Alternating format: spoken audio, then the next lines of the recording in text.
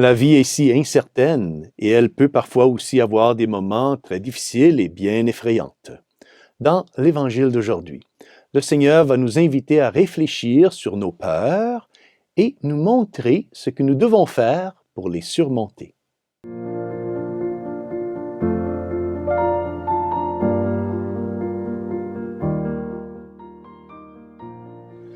Au nom du Père, et du Fils, et du Saint-Esprit. Amen. Chers frères et sœurs, Salve Maria.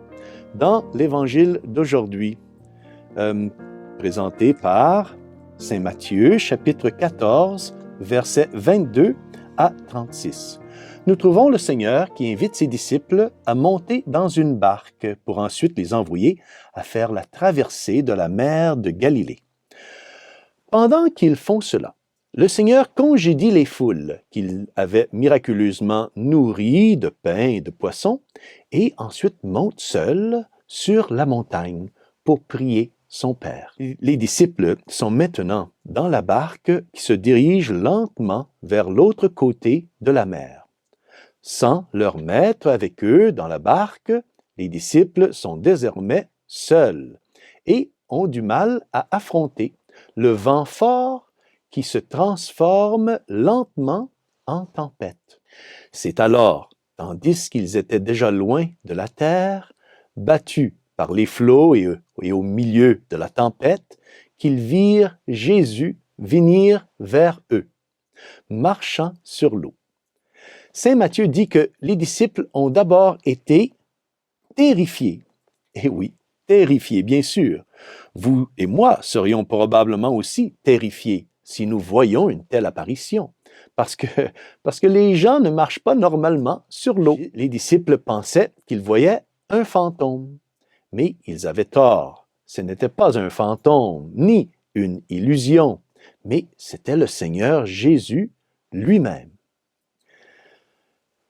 Néanmoins, le Seigneur les tranquillise et dit ces paroles rassurantes.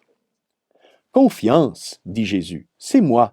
N'ayez plus peur. » Au milieu de la tempête, au milieu de la peur et de la solitude, le Seigneur est avec eux, leur parle et les encourage, leur disant de ne pas avoir peur. Ceci est un événement très important dans la vie du Seigneur que les pères de l'Église ont beaucoup développé dans leur enseignement et leurs explications des Saintes Écritures. Il y a beaucoup de symbolisme caché derrière cet événement. D'abord, je pense à la mer. La mer, par exemple, symbolise cette vie et les dangers du monde. Ensuite, la tempête. La tempête nous rappelle les nombreuses épreuves et difficultés auxquelles nous devons faire face en tant qu'êtres humains luttant pour le salut de nos âmes. Ensuite, le bateau. Le bateau représente l'Église, qui a été construite par le Christ et qui est gouvernée par les apôtres. Jésus veut ici apprendre à ses disciples à avoir du courage et de la force, enfin de la foi, face aux difficultés de la vie. Le Seigneur veut qu'ils aient confiance en Dieu et non en leur propre force ou leur propre capacité. Le Seigneur veut leur montrer qu'ils doivent apprendre à sortir de leur zone de confort pour se rapprocher de lui. Disciples du Seigneur, c'est-à-dire vous et moi, doivent apprendre à être audacieux et courageux et remplis de l'esprit de prière du Christ pour faire confiance et compter toujours exclusivement sur la force de sa grâce. Il est intéressant de noter ici comment notre Seigneur utilise l'impulsivité de Saint Pierre pour nous enseigner le secret de devenir courageux face au vent et aux tempêtes de la vie. Saint Pierre donc commence à marcher sur l'eau vers Jésus, mais ensuite il commence à douter et alors il coule dans la mer et finit par demander au Seigneur de l'aider. Tant que Saint Pierre garde les yeux fixés sur Jésus, il est capable de marcher sur l'eau au milieu de la tempête. Dès que Saint Pierre détourne les yeux de Jésus par peur de l'eau et des vagues, il commence à couler. Se concentrer continuellement sur le Seigneur est le seul moyen de se maintenir à flot et de garder son courage. Saint Jean Chrysostome, l'un des pères de l'Église qui commente cet évangile dans son homélie sur Saint Matthieu, numéro 50, donc Saint Jean Chrysostome dit que le Seigneur a voulu faire comprendre aux apôtres, à partir de leur propre expérience, que toute leur force et tout leur courage ne venaient que du Seigneur et qu'ils ne pouvaient donc pas compter sur leur propre force et leur propre intelligence. Saint Jean Chrysostome explique que Saint Pierre a commencé à couler dans la mer malgré le fait incroyable qu'il était physiquement très près du Seigneur. Mais il a commencé à couler à cause de son peu de foi. Qu'est-ce que cela signifie? Cela signifie qu'il ne sert à rien d'être physiquement près du Seigneur.